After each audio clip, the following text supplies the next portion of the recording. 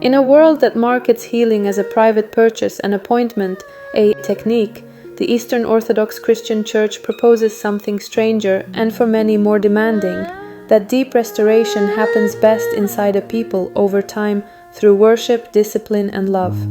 Orthodoxy does not begin with the assumption that a person is merely an individual managing symptoms.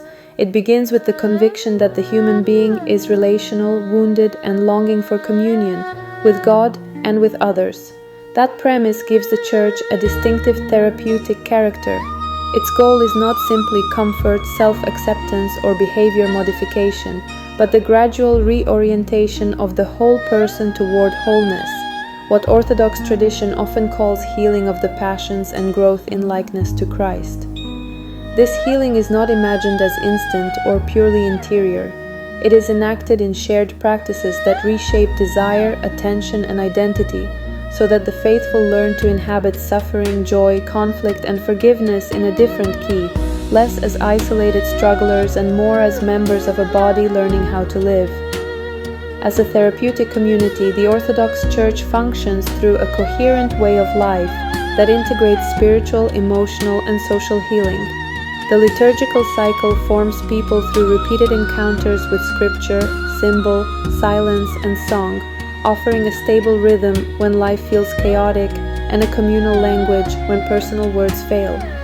Confession provides a setting where shame can be named without annihilating dignity, because the penitent is not reduced to a diagnosis or a moral scorecard, but treated as a person seeking restoration. The priest's role is ideally closer to a physician of souls than a prosecutor, prescribing prayers, practices, and reconciliation as part of a longer healing process. Fasting, vigil, and almsgiving, often misunderstood as mere rule-keeping, operate therapeutically by training the will, uncovering hidden attachments, and turning attention outward. Yet the Church's therapeutic power is most visible not in its techniques, but in its kind of togetherness, the slow construction of a people capable of carrying one another. Parish life at its best creates a web of practical mercy, meals, visits, prayer, listening, shared labor, so that suffering is met not only with advice but with presence.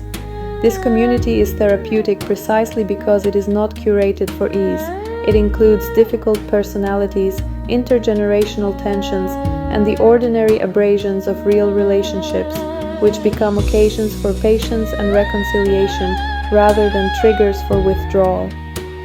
The Eucharistic vision, many becoming one without ceasing to be many, offers a template for psychological and social healing, unity that does not erase difference, intimacy that does not collapse boundaries, accountability that aims at restoration rather than expulsion.